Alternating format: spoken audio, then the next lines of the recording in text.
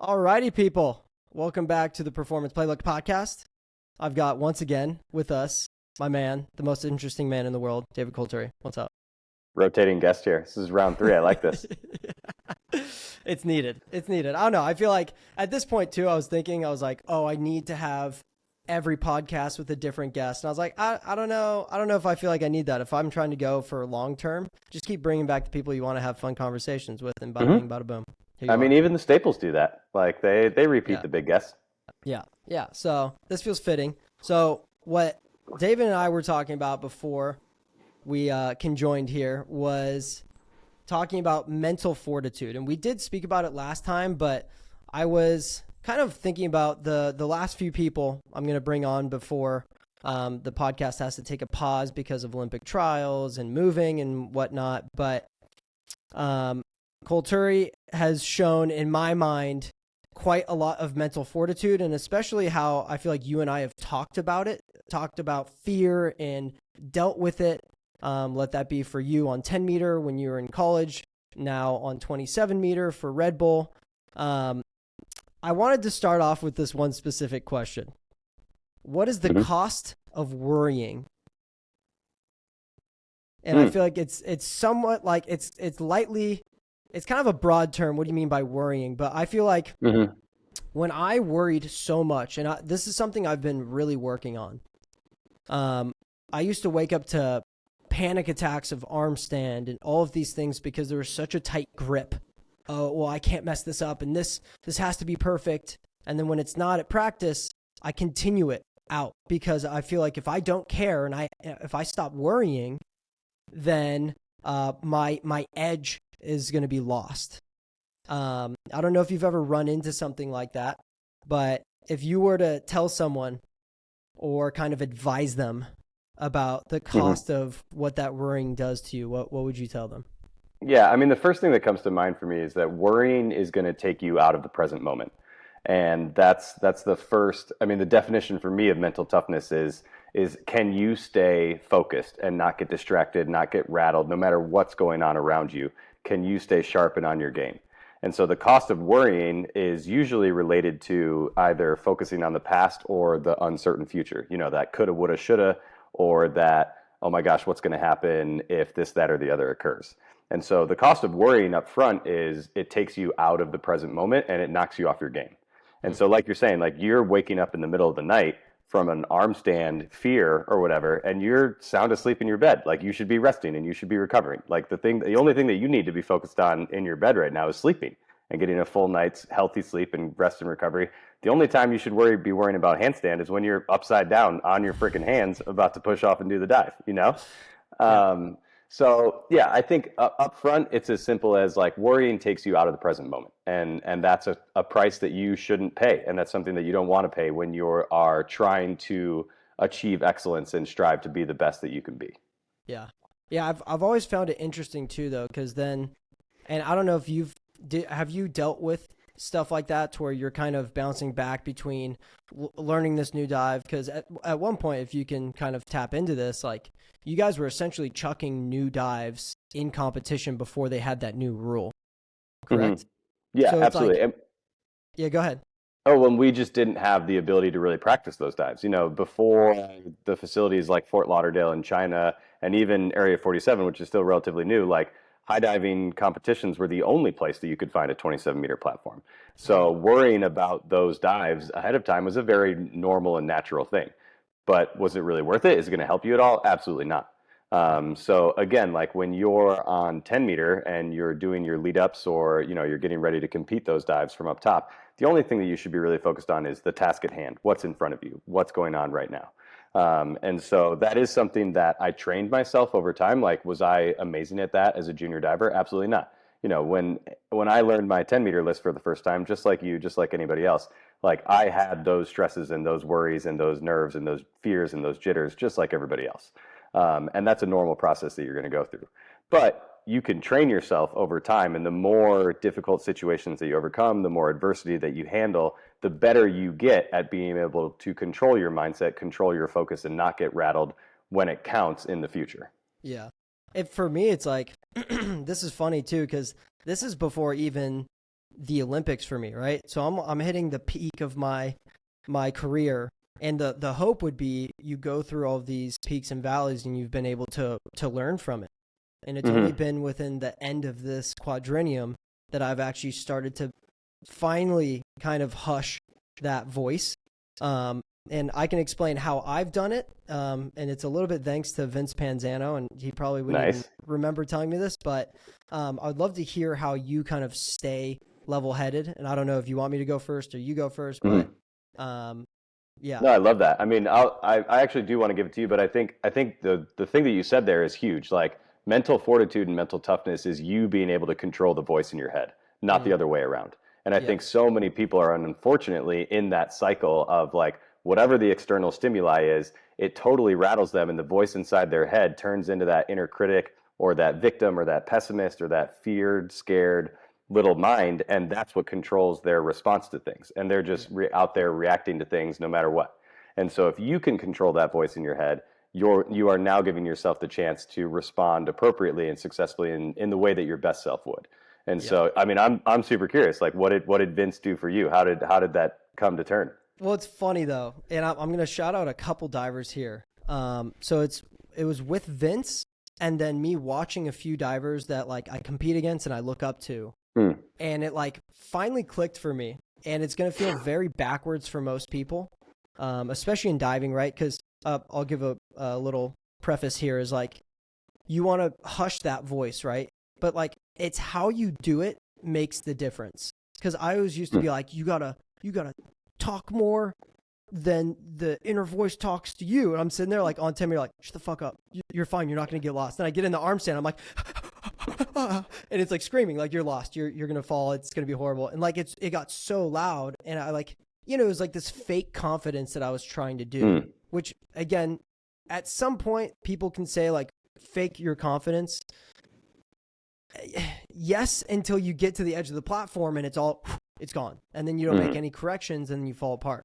And so what I noticed is it has to start, for me personally, this is just like my own experience, it has to start well before. So what did Vince say to me? Vince was like, even how you walk up the platform, which is not walking, it's sprinting, your heartbeat is just, it's fluttering, it's too fast. And then you get to the edge of the platform and my mind's all over the place. And so that voice is just screaming and I'm trying to quiet it down. And as you can tell, as I'm probably like making people stressed out at this point, I just had to slow down. He literally just said that to me. He was like, just slow down, dude. Like, you're going to be good. If you slow down, that heart rate will slow down and you can actually focus because you're schizo right now. Just chill. Like, just chill. And so it never sat with me until I was able to actually put it into practice. How was I able to put it into practice? I'm in Doha for the World Championships. We're trying to get our Olympic spot. And Noah Williams, if you're watching, I'm giving you a shout out here.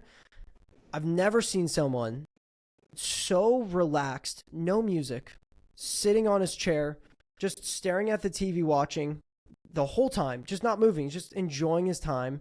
Has his sweats on, and then he's about to go. He doesn't jump or anything, just takes off his sweats, his shoes, walks back to the platform, hits his dive, comes back, sits back on his chair, crosses his arms, and watches. And there was no like rehype, come down, rehype. And like, it was even keeled the whole time. Even when you talk to him, he's like, yeah, I'm just going to do it. And like, what I learned from that, watching him, I was like, what he does is he starts the confidence, he starts that relaxed mindset before he even gets near the platform.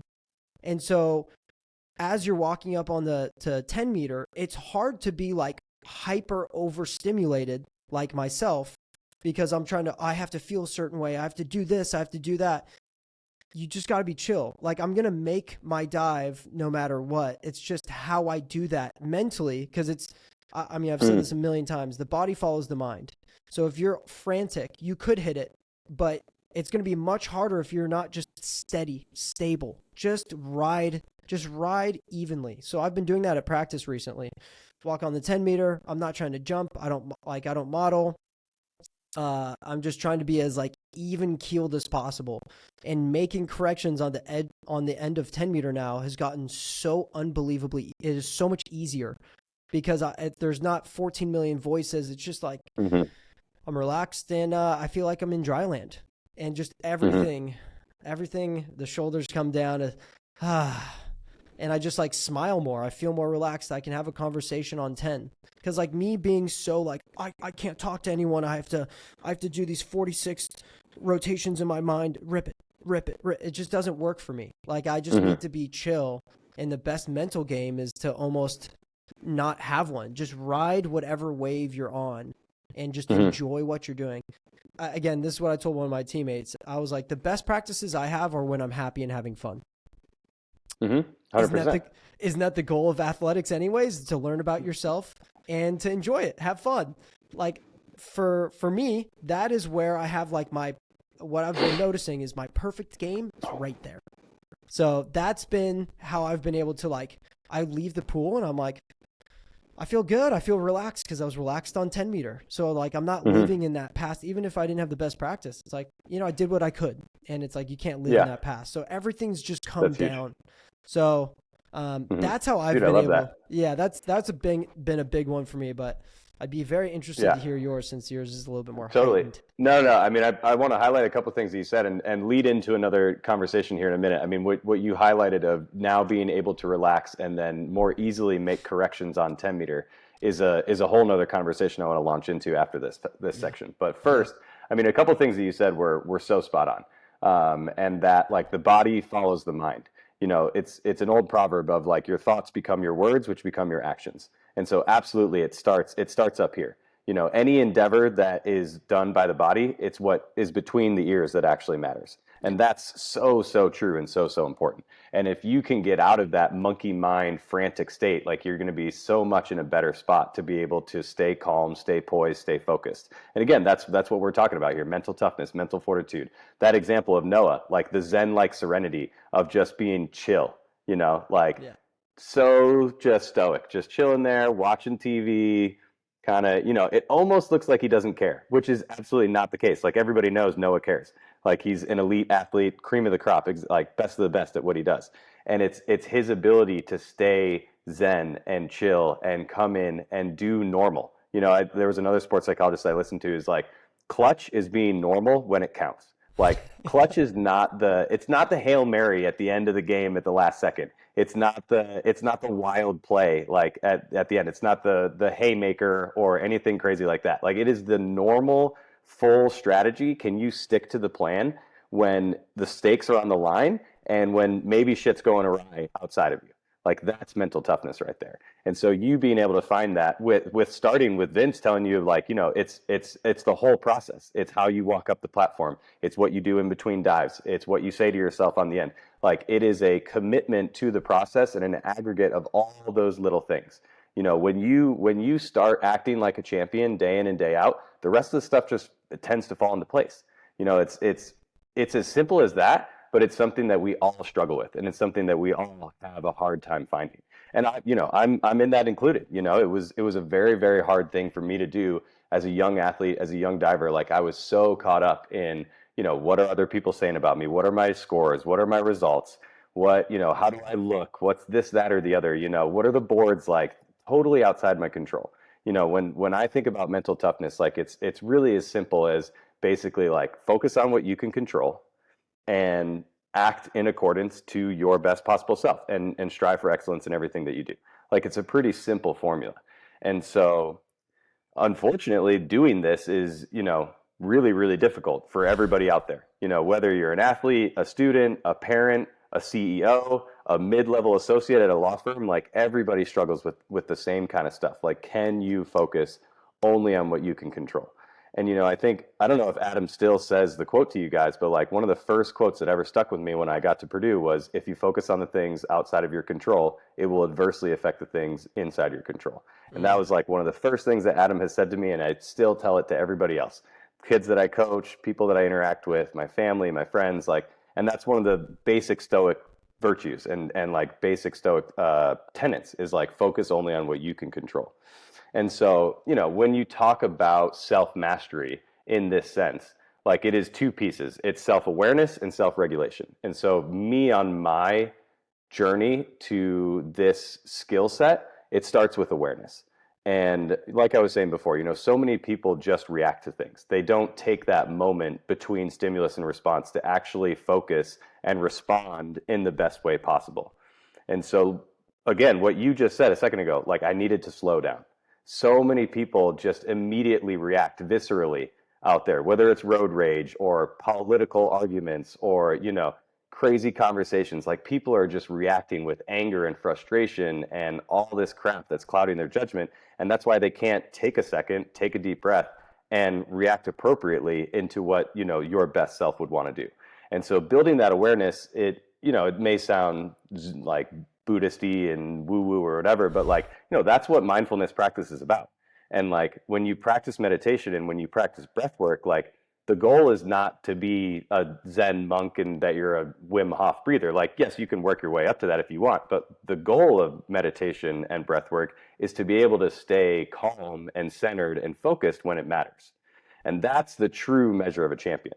Like when shit's going sideways around you, can you stay focused and can you stay centered and not get shaken off your game? And that's what you're talking about. Like that's what matters. That's how you get your Olympic spot in Doha. That's how you final and go to the Olympic finals and hopefully win a medal. Like that's what you want to do. Can you be centered and focused and not rattled and stick to the plan? So it was a long journey for me. It was a coming to terms with like, all right, I'm not the most centered, focused. I'm distracted. I'm thinking about so many things outside of my control, and it's kind of dialing those things in one after another. Set your sights on the right things. Be mindful. Be present. Calm down. Slow down. Center yourself in your breath. And then when you do that day in and day out, and you make a habit of those things, then you can build up this practice of mental toughness and mental fortitude. Yeah. Did you feel like it was, for me personally, I always struggled with, funny enough, I was more afraid at home at Purdue diving versus competitions. Like the competitions would be scary to get the like first few off, but like once you compete, the fear's gone. Like you just there's the no option. I have to go no matter what. So like it just kills the fear. But at home, it was a 24/7 cycle of like I need to make changes up here, and it's terrifying. Like I was always more afraid of my 10-meter versus anywhere else. In practice. In practice.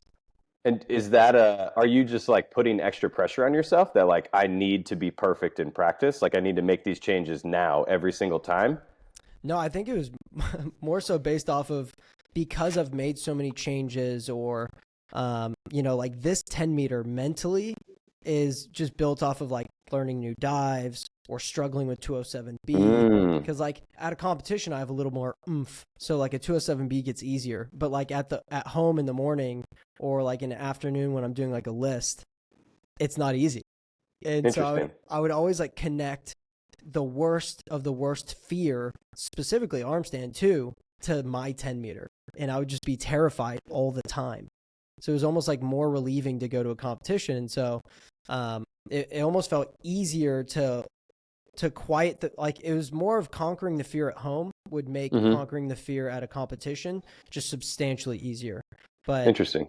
Do you feel like when you're at a competition, you can take these pieces and really implement them? And when you are implementing them, what does that actually look like? Because again, when I'm talking about it, right?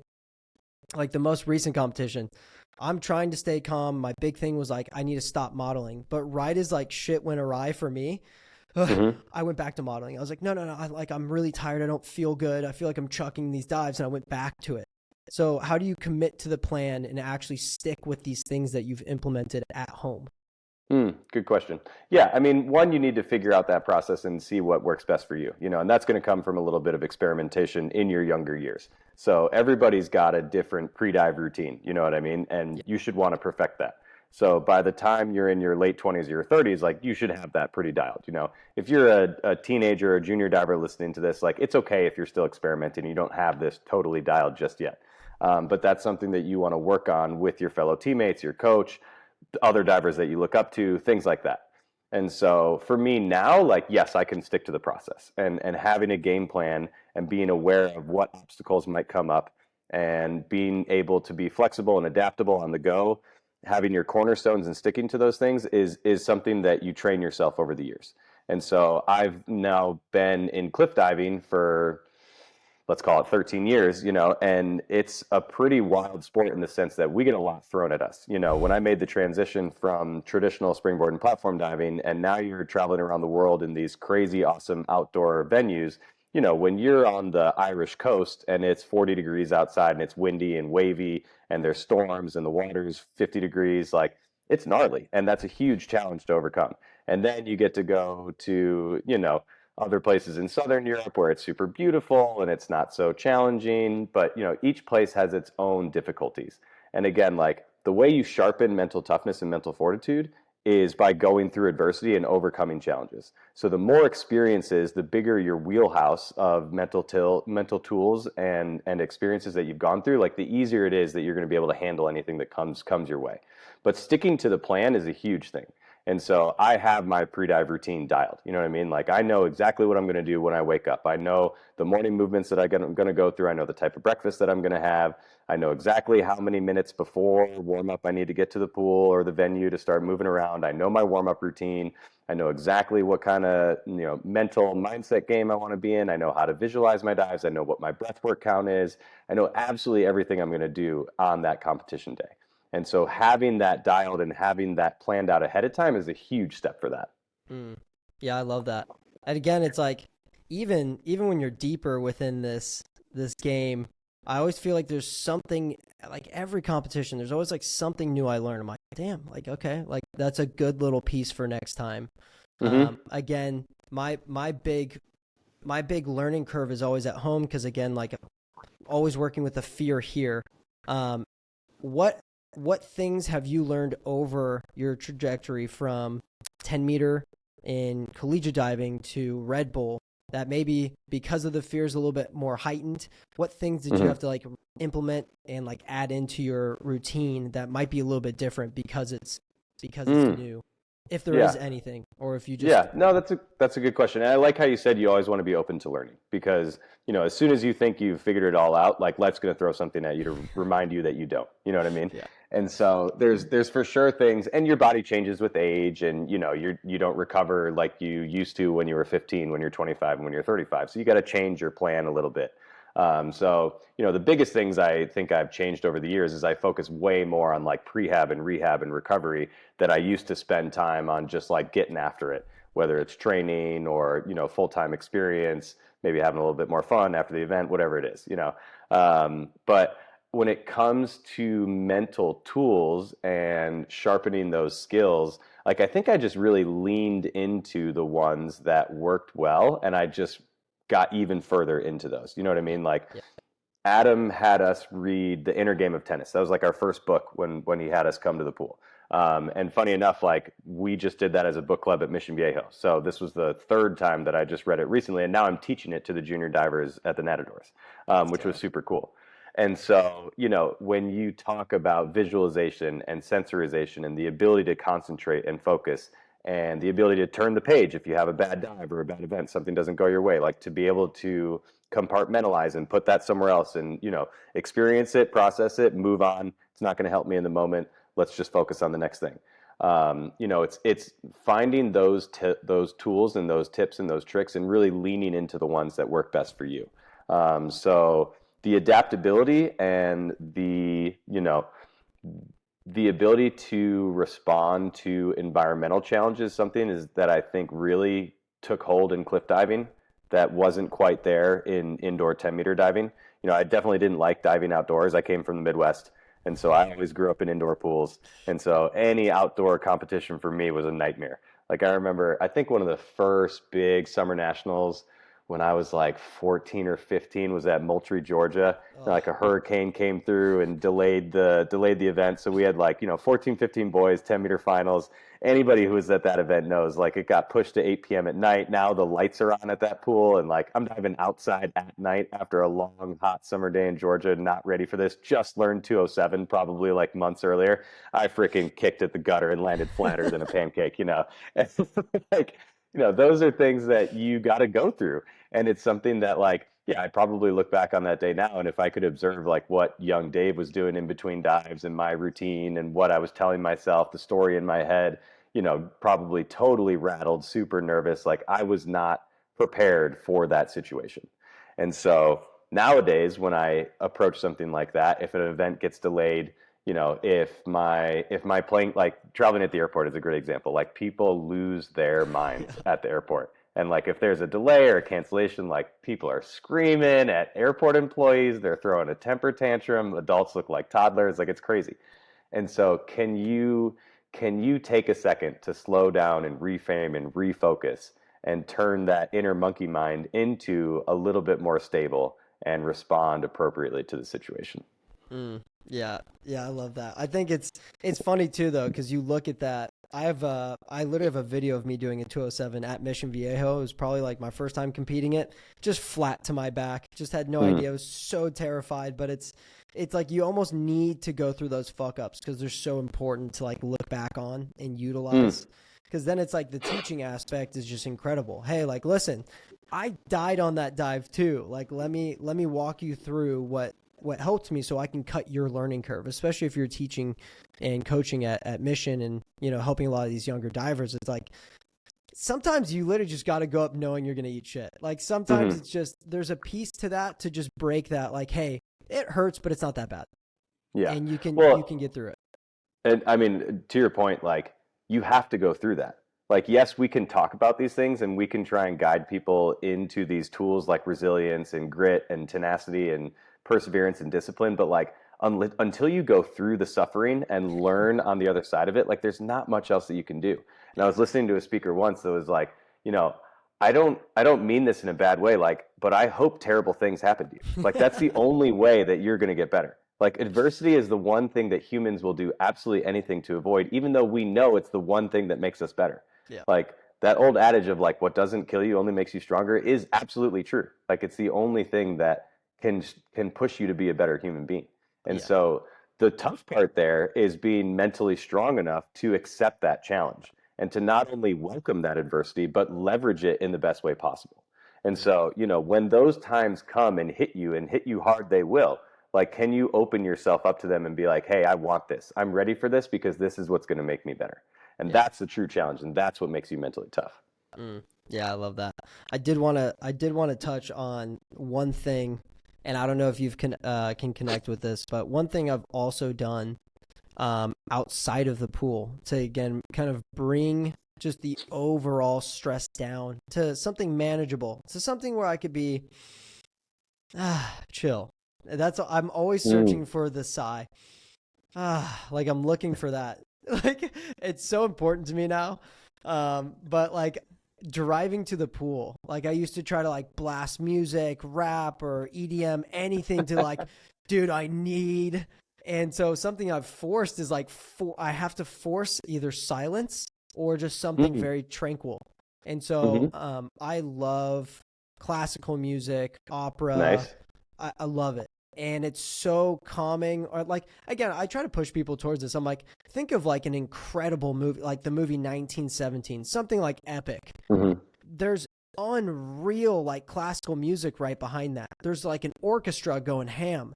That's why the movie feels like epic, but you're not sitting there like tweaking out like an EDM songs like blasting behind you. And so I've been trying to find like chill epic to vibe with. Chill epic. Good genre. Is that your number one on Spotify?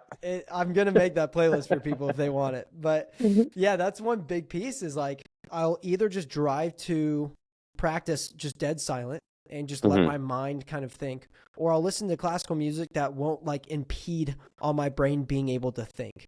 And I Hmm. think the reason why I like this is it's not just necessarily the point about bringing just everything down. It's the Hmm. same thing on 10 meter. Like I don't get to just like listen to music that I want that gets me hyped. So there's either just Hmm. really shit music playing or there's no music playing.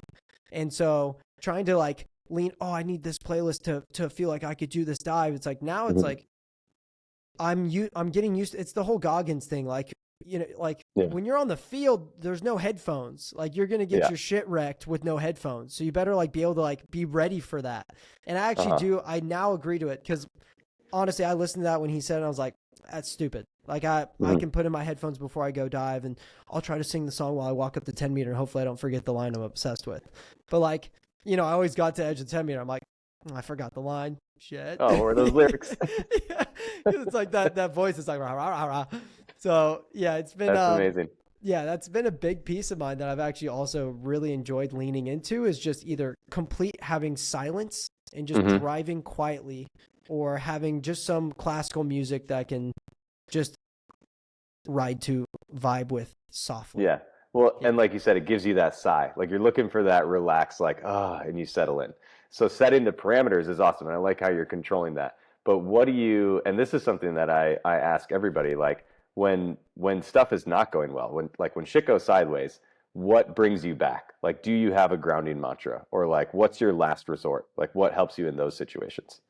Well, I mean, as of recently, I'm just going to pick off most I'm just going to say what the past 2 weeks I've been like really leaning into this and it's been really working, but it's just leaning back into the fun part. Like even when practice is going well, like, and we're going to get on this, but like things could be much worse. Like, and really just getting onto the perspective of like, I am diving on 10 meter. I'm having a bad practice, but again, define what failure looks like. Because if I'm not learning from the dive and I just ate shit, that's failing. If I understand that like on my arm stand, I didn't bend my arms enough and get over the platform, okay, I might have just died on the dive, but like that was super helpful. Like I now know what I need to feel and that gets me one step closer. So I lean backwards into like, I need to be having fun. And I even had that. I had a bad practice where I just like got clunked like 15 times and I just kept getting on the 10 meter. I just kept going, this is sick. Like I'm relaxed on 10 meter for once. And that was like, that's what I was like excited about. It's like the fact I don't even care that I just messed up this arm stand. Like I'm so relaxed right now. Like I'm making corrections. Like I'm having fun and I'm making corrections. This is sick. Because that's the goal. Like again, and I try to tell people this, like you make the Olympics or not, look at your day to day. Did you have fun? Did you enjoy it? Because you're looking for the whole overall experience is the important part. So it's like, as of the end, I'm getting towards the end of my career. It's like, am I enjoying these moments? Because they're fleeting. They're almost gone. I have a few left. And so like, I only have a few weeks of practice at Purdue left. Like it can be like, oh yeah, right. It's like, oh God. Or I could be like, yo, this is sick. I'm having fun. Like I'm having a lot of fun. My team's super fun. They're very inspiring and motivating. It's a nuts team that's coming up. And so trying to dive against them as the old man, which is funny for me to think. Love that. But it's like, dude, I love this. Like, this is sick. This is so much fun. So yeah, I just lean backwards into like, can you enjoy what you're doing even when it's going poorly or wrong? Quote unquote. Absolutely. Yeah. No, and that's what it's all about. No, I love that. And the perspective there is absolutely huge. Like, I mean, on your absolute worst day, like you are still one of the most fortunate people on this planet. There are at least a billion people out there that would consider their prayers answered if they could switch lives with you on your absolutely worst day. Yeah. And so, having the perspective there that like, yes, we're fortunate to be able to do what we get to do and to keep fun and play at the forefront of this. I think it's something that so many high performers lose sight of. Whether you're at the top of athletics or business or whatever, like so many high performers lose sight of why they started this in the first place, because it was fun, like because you enjoy it. And so even on those bad days, like, can you lean back into that and realize, one, that you're lucky to do this, and two, that it's fun, even if it's not your best day. Like, sure, you might have smacked or you made a mistake or whatever, but like, you're still playing a game. Like you're lucky, dude. Absolutely, just enjoy this. Yeah. And again, it's like, you will make the practice negative. Like even if you smacked or you missed every single dive, it's only negative because you're making it currently. So it's like, all the control, again, what we're always trying to get, the control is literally in your hands. You decide if you have a bad day or not. So again, it's like, take the pieces that you can have. And I wanted to get to this eventually, but I guess we're just going to touch on it now. But books that play into my mindset all the time. I don't know if you've read this book. I actually have it right next to me. But Tuesdays with Maury.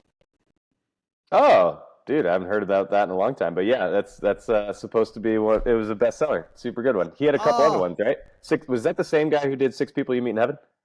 potentially. This is my first book from him. Okay. And unreal.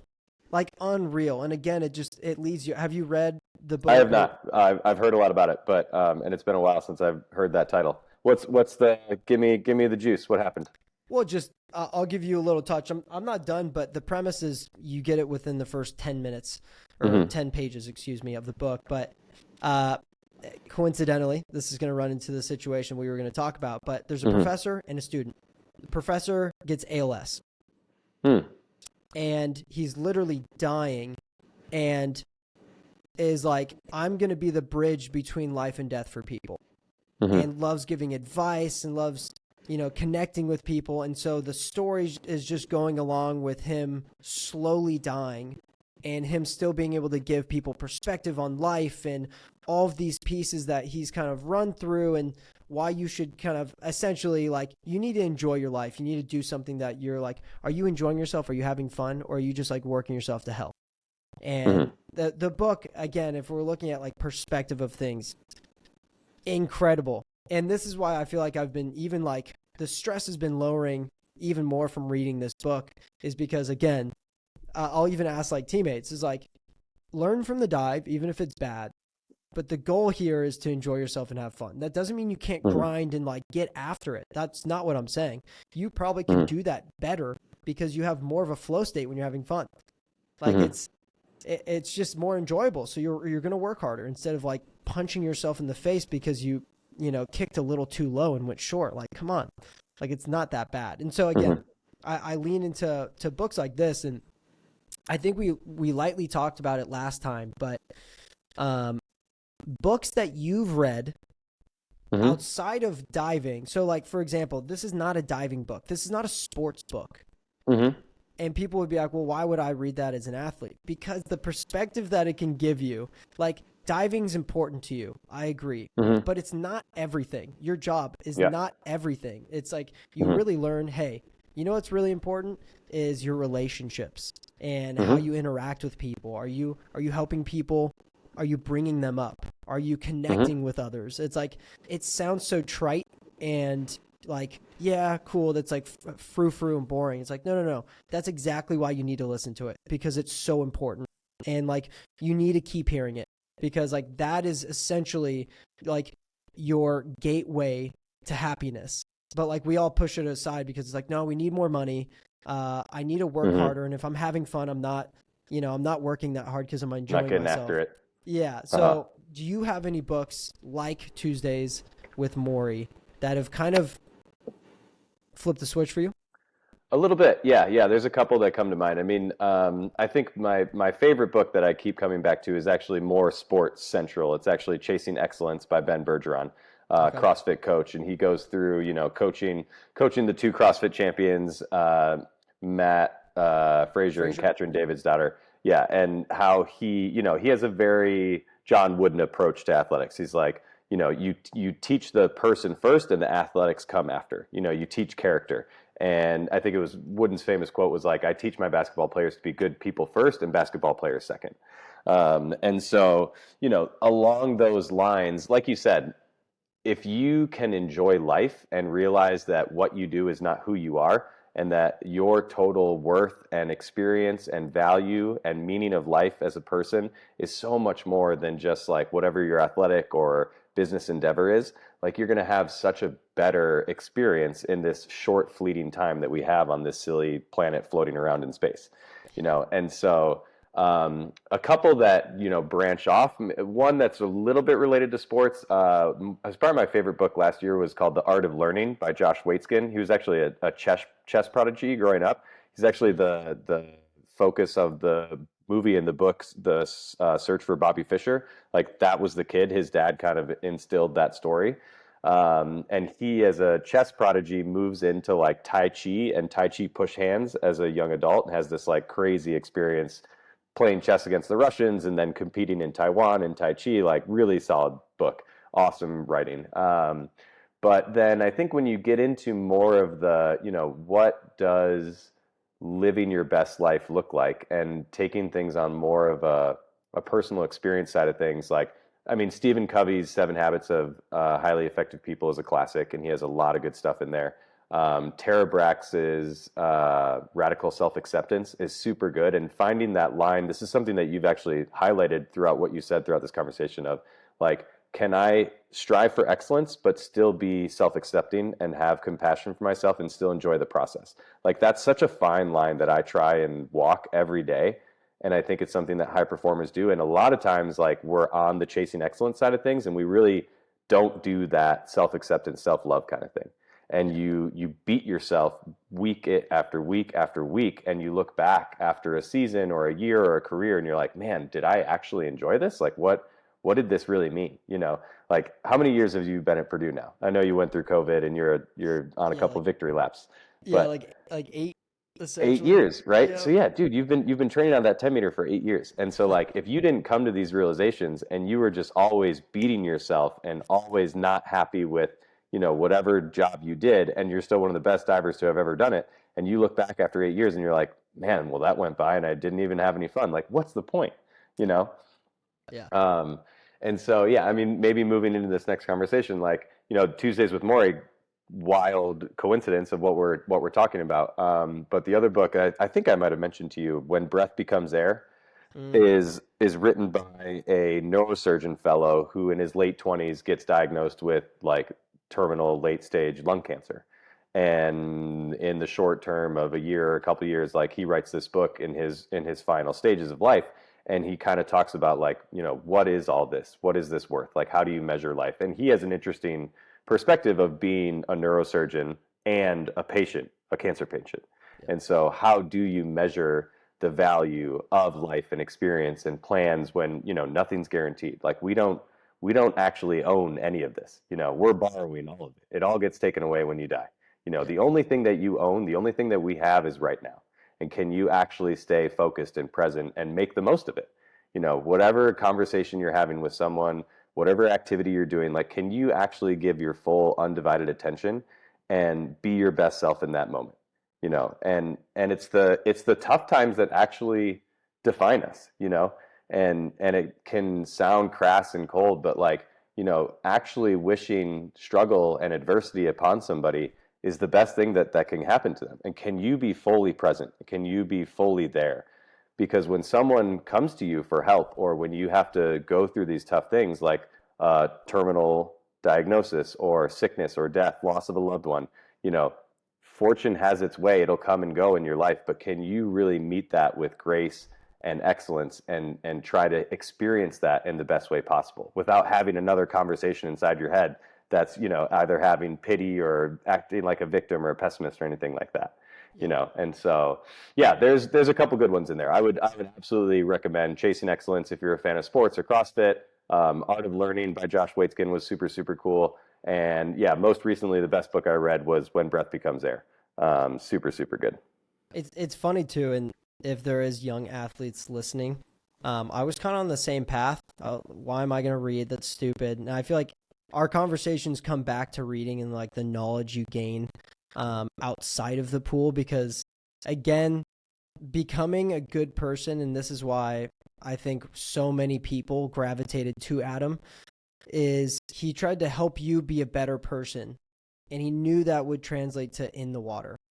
And so he would always push me to read, and he would always push me to be, better and make sure I'm trying to make the best decisions I can as a person.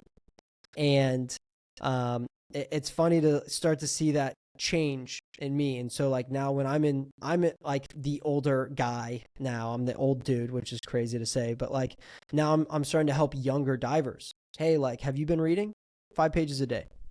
It's not that hard. Mm-hmm. And it's just learning to, once you start being able to think and like start to eat on all this information that you can get from incredible books, it's almost addicting not to like reach and search for that, because again, it's like you can only live this one life. How can you reach your hand out and grab all this information from incredible people out there that have done it, that have been through it, and are proceeding to give you all of these key information Hmm. pieces that, again, like just build. And so I don't know if this is like me re-hitting this point a million times, but like reading was really the big piece for me that like changed it. It's like reading, sports psychology, and journaling. Like if I were to give three things to someone, it would just be those three. Like Hmm. you're set. Take these three and just go with it. Just go deep with all of this, and you will learn so much about yourself. It is wild. Because Hmm. again, like reading is like, for me at least, is a form of meditation. I know you're trying to like get out of your head when you meditate, or at least, have the mind just relax. But I noticed that my mind's too ADD, so I'm going all over the place. So if Hmm. I can just hyper focus on one thing and enjoy this quiet activity, it's a great form of meditation for me. So I'm like Hmm. meditating and reading and gaining information at the same time. It's an unbelievable piece. But um, when Yeah. you go ahead. Oh, I was just going to say, I mean, those are three pieces that have really helped you, and I think it's a great recommendation, and I think maybe you're not attributing so much of your success that has come from things that maybe come easy for you or things that you've worked on so hard. Like I've seen you train. Like I know how hard you work out. I know your attention to detail. I know your discipline. Like I've seen you go out and not get drinks at dinner, like make the healthy decision, always get 8+ hours of sleep. Like, you're telling people like, hey, go home, read, journal, and invest in sports psychology. And absolutely, those are great things. Don't get me wrong. But that's because you have 1,000 other things all like super dialed because you're so focused and so intent on doing those things. So don't count yourself short in those other areas that like you have somehow mastered. And Mm, that can be a whole nother podcast. I know you've talked, or no, a whole nother episode. Like you've talked about those things with other guests. yeah. But yeah, I just want to commend you and compliment you on those things that you make look easy, but I know aren't easy to a lot of people. The flip to that though is, and I think you would agree with this, you kind of have to do it. You have to do it first. It's Hmm. like, I think it was Naval Ravikant that said this. Like, you can't tell someone that's poor to not make money because it's not going to make you like they have Hmm. to make the Hmm. money first, get the Hmm. Lamborghini and go, fuck, I'm not happy. Like they Yeah, exactly. they had to do it first. And so Uh-huh. it's like telling a freshman in college, don't drink. Hmm. Good luck. They're going to laugh at you and be like, yeah, I'm not Yeah, going to drink. whatever, dork. Yeah, like you have to do it first. Like I learned my lesson. Cactus, neon cactus. That's when What a great place. I finally learned my lesson. I was like, I'm good. I'm good Yeah. because like now I think I know what I need to do. This is not bringing me joy. And I recognize the pieces behind it. Why am I Hmm. drinking? Is it actually for social purposes? And some people have that, and some people are Hmm. really good with that. And like I had a teammate on Purdue, who was that way. Like he needed the social interaction that calmed him down. He dove better. It works for some people, but you Hmm. have to go out and experience. You have to do dumb shit to recognize it's dumb shit because you'll never Hmm. know. It's like, don't speed. It feels nuts. I have to do it until I get a ticket. Or it's like, like you have to understand the consequences that come along with that. So, and Exactly. I don't know, Yeah. can you buy into that? Like sometimes you just have to do the thing first to understand you don't need it. 1,000%. I mean, there are certain lessons people have to learn the hard way. I mean, I've gone through that, just like anybody else, and I can tell you hours of stupid stories and dumb experiences and hard lessons that I had to learn. Yeah. Some people just get it. Some people are born a certain way and get raised a certain way that, they don't need to learn those things the hard way. They never got a speeding ticket. They never, drank too much or, X, Y, and Z. Like they didn't have to learn those lessons the hard way. But some things you just have to go and experience. And when you go through that adversity and you learn stuff the hard way and you come out of it the other side, not being a victim and not being a pessimist about it, but saying like, hey, I can get better and stronger and become a better person from that. That's how you learn and that's how you grow. So yeah, I think, when you talk about how do you build mental toughness, how do you become mentally sound and have mental fortitude, like it's go out there and experience things, like go out there and especially as a young person, like go out and test yourself, be by yourself. Like you want to find out what type of person you are, like go out there and be by yourself, like take a solo trip, go camping, Mm. forego the comfort and the niceties that we have of modern life and figure out who you are, test your limits, push your boundaries. Like that's how you build mental toughness. And so, lean into those things like discipline and strength and power and commitment and focus and grit and resilience. Like those are things that you can absolutely build. A starter book for anybody is Growth Mindset by Carol Dweck. Like these are things that you can absolutely learn and acquire and get better at through experience and training. And so, some people need more introspection and reading and journaling and sports psychology, and some people need more get after it. If you think David Goggins is crazy and Jocko Willink is nuts, like that means you're probably sitting on the couch too much. You maybe need to get up and go do some work. Yeah. But yeah, there's always that both sides of the coin. So Yeah. I definitely appreciate that. And to get back to your point about Adam coaching the person first, like that was something that I totally really like am ever grateful for. And when you talk about mental fortitude and mental toughness, like I'm fortunate to have a lot of examples in my life, but I can't think of many that shine brighter than that human. Like Yeah. Adam Soldati is one of the best guys I've ever met, and he is an exemplary coach, leader, mentor, friend. Like he's kind of the whole package. Like, and nobody's perfect. Obviously, I'm sure he has his weaknesses and his flaws. But man, like when I look up to somebody and someone who I really trust, like is going to be there for me, give me sound advice, leads by example, like that's the guy, you know. And unfortunately, life isn't fair. Like he's been dealt a really rough hand right now, and he more than anybody is somebody that I know that is going to take that with grace and humility and use it as an opportunity to try and get better with however many days or years he has left. Like Yeah. he's already left this world in a better place than he accepted it, and he's going to be an inspiration and a leader for so many people. And I just count myself grateful and lucky to have been one of his students. And I'm like can't say enough good things about him. Yeah. I do, and we'll get back to that. And this is something that I feel like he's even good at too. And I would be interested to hear, because I feel like you're really good at analyzing these things, and I feel like we've talked about it a few times, but is picking out bad habits when it comes to, we'll call it mental fortitude. Mhm. And I've heard you talk about some cliff divers, and you're like, there's some mental weakness here, and they're missing pieces. And I've seen it again within teammates and other athletes I've been around on the competition stage, low, high, medium, whatever, is bad habits that you're like, that's a clear red flag what you're doing. Mm-hmm. Do you have any specific ones you see? Because again, you're in like the most heightened, like stressful position, especially being that high up. What are Mm-hmm. some really bad mental habits you see from other athletes? Mm. Yeah, I mean, I I will tip my hat to anybody who can go up on top of a high diving platform and compete at that level. I don't think there's any competitive cliff diver that doesn't have characteristics of mental toughness, Yeah. and physical toughness. And sometimes people confuse the two. There's definitely some overlapping areas there, just like physical health overlaps with mental, emotional, and spiritual health. Physical toughness and mental toughness are two different things. And while they affect each other, they're not necessarily the same thing. Like the guy in Miracle, like Michael Ruzioni, who plays through the final game with like a contusion in his leg. Like that's physical toughness. Like to be able to go out and David Goggins your way through a 100-mile race and cross the finish line with broken ankles, like that's physical toughness. Like there's a mental side to that. But again, like mental toughness is being able to control the story inside your head and still respond with grace and humility and to be your best self.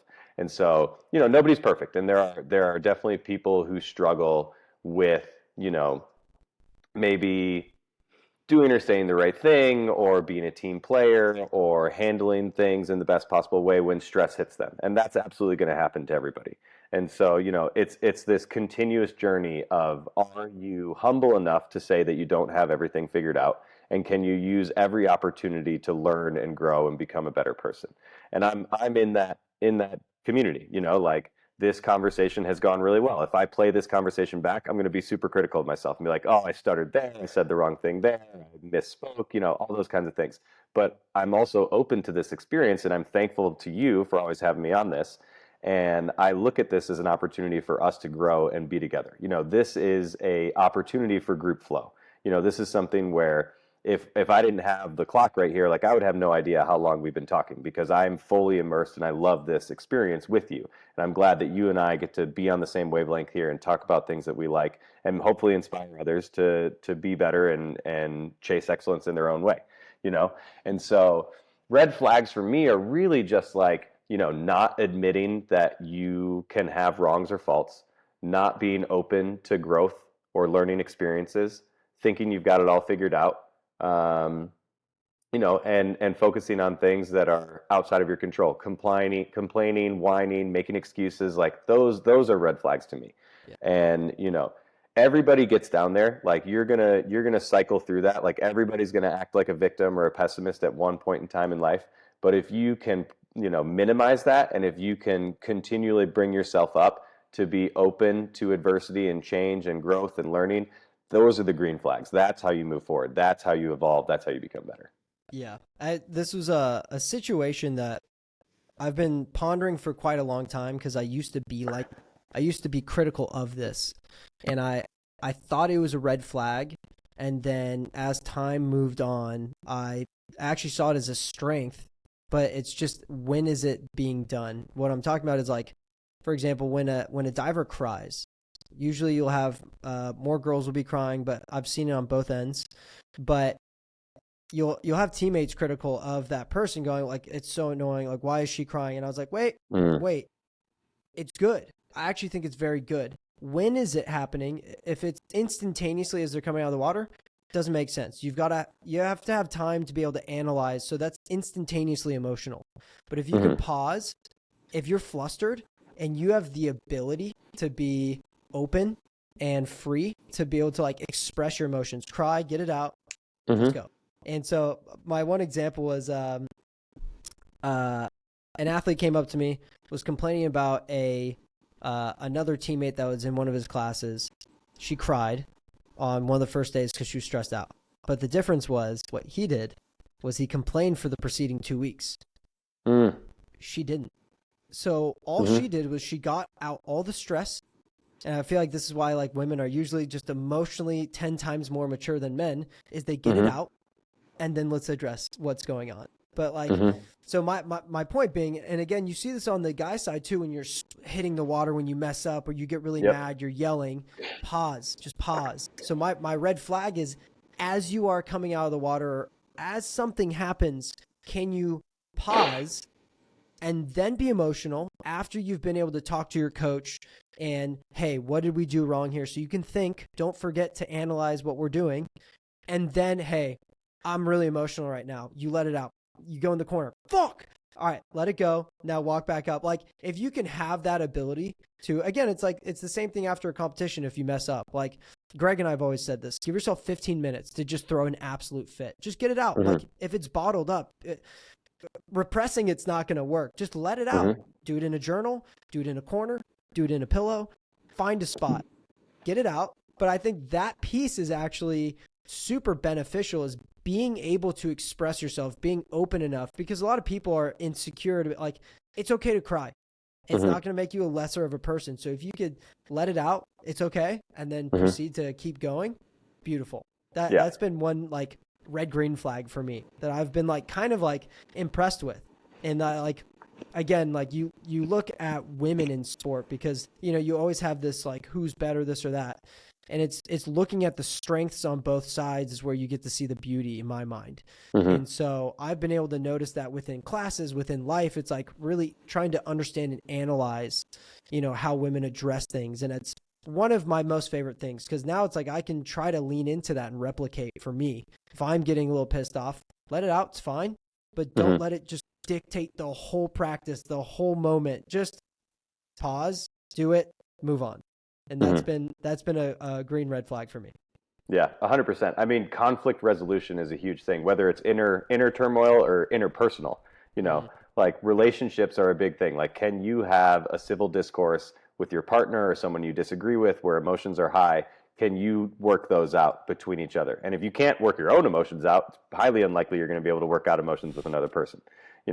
And so, I mean, the old, like, macho kind of stoic, like I don't express emotions, and like men don't cry, men don't talk about their feelings. Like I think modern science and modern culture is coming to understand that, like that's not the best way to go about things.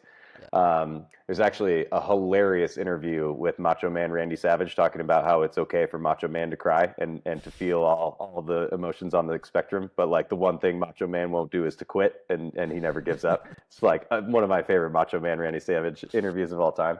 But yeah, I think you bring up a lot of good points there, and I think emotionally, women are way more mature than men in most cases. And to the diver in your scenario, like I would put the question of like, why does this bother you so much? You Yeah. know, like why are you complaining about this? Number one, it's outside of your control, so it's not for you to talk about anyways. And number two, what are you getting out of this by complaining about it? Yeah. Like, can you, if something is bothering you, like, is there anything you can do about it? Like in this scenario, if you're a good teammate, you would probably go comfort that teammate. If you're mad about what the coach is responding to that, like let's say, I think a common thing is like, oh, like when a person cries during practice, like then the coach gets flustered and they have to change their attention. And now they're putting more attention to this athlete than this athlete. And like there's a lot that goes into there. But you know, and if you're worried about that, then you need to talk to the coach about it. And like Yeah. there's a better way to handle this than just complaining about this for 2 weeks and building this up inside of you, you know. So yeah, like rule number one, never whine, never complain, never make excuses. Rule number two, like if something bothers you and there's something you can do about it, then do it, you know, and you should do it in a mature, appropriate way. And conflict resolution internally with your own emotions and interpersonally with another person, like is absolutely huge. And it's something that unfortunately, like this world and our country right now is really struggling with. Like people are having a hard time having civil conversations about very emotional topics, you know, and it's wild. Like actually a book that I just finished, like something off topic, but if you're interested, Super Communicators is a book by Charles Duhigg. He wrote The Power of Habit, was his first like really big book.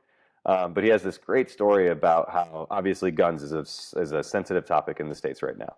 And he talked about how bringing people who are pro guns and anti guns together and having a civil conversation about it and putting in ground rules about how we have these conversations and how you can talk about emotions and certain things. Like this is a very needed thing that we have right now.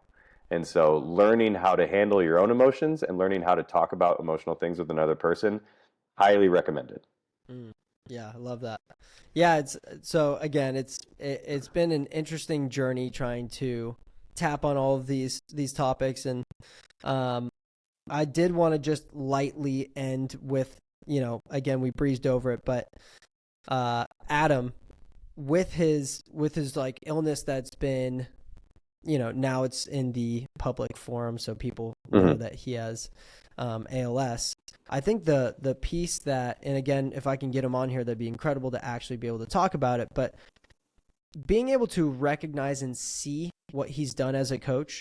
And the reason why I bring him up specifically for mental fortitude is he's been able to consistently bring in high-level athletes and proceed to build on that mental fortitude piece.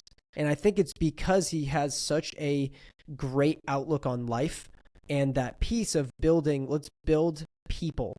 And my whole purpose for bringing him up for the people listening is work internally, and a lot of the external things that you care about will start to move in the right direction. It's not to say that it's going to go perfectly. That's not how life works, but you will start to move the needle in the right direction.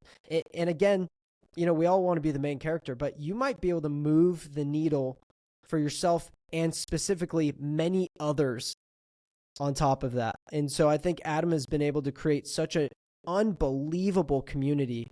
Again, it's, you know, you see people trying to help from, we always have the stupid rivalry, but like IU and Purdue, you know, you think it's like kind of, oh, they actually hate each other, but like incredible people actually coming together for Adam because what he's been able to produce, who he's been able to touch. And I think that piece, and I'd be just kind of interested to see like maybe what your favorite part from Adam was when it came to your career and how he's been able to help you through certain trials and tribulations. But I think that was the reason why I wanted to bring him up is in a lot of our minds, he was the one that pushed us in that right direction. Again, like I've been pushed. Chop Wood, Carry Water, one of my favorite books that I've read. He pushed me in that direction. He's pushed me in all these other directions to read life books too. And so a lot of these tendencies that I've built on, that maybe a lot of other people like yourself have built on, were kind of predicated off the work that he pushed towards you. So yeah, kind of long formed question there, but yeah. No, I love it. Yeah, I mean, Adam is still one of the most influential people in my life, and I think you hit the nail on the head. That's saying, he's been able to bring in a lot of high level athletes, but he teaches the human and the character first, and he has made community a priority. I mean, obviously, it's no secret he's big in his faith, and he's big in the spiritual community that he's involved in, but anybody who has ever experienced Adam in their lives is going to tell you that he had a positive impact on them. And that's just absolutely crazy. I would be hard pressed to find anybody that could say anything negative about him. And it's a process by which, my 4 years that I spent with him, like he had so many positive impacts to me. Obviously in diving, like he took me from a pretty good junior diver to one of the better senior springboard and platform divers in the country.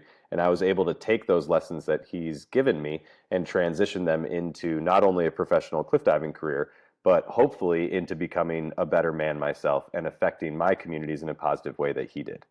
And so, it was the little things. Like I remember he helped me out by giving me some money on the side when I could come over and do manual labor around his house. Like I washed his windows, I cut his grass, I helped him build that patio on his back deck.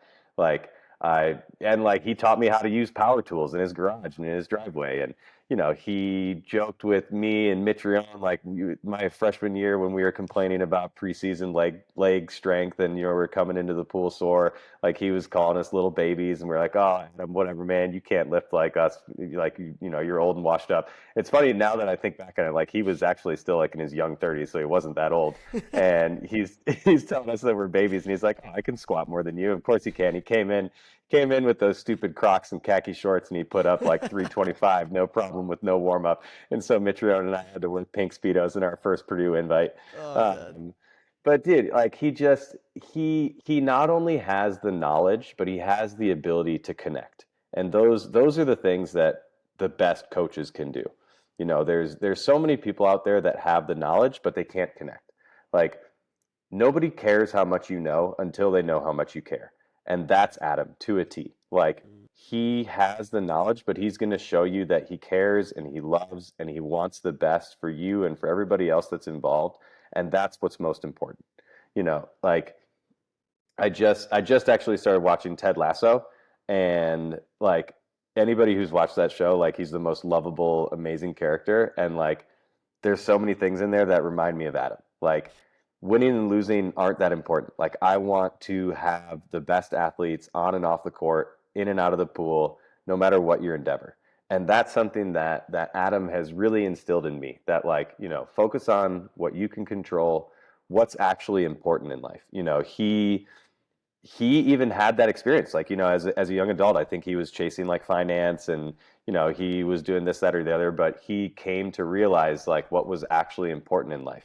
And it was being a good person, being a good husband, being a good father, being a good coach and a mentor and a leader. And that's how he's built this community of so many people that are now out and backing him and supporting him when things are not going his way right now.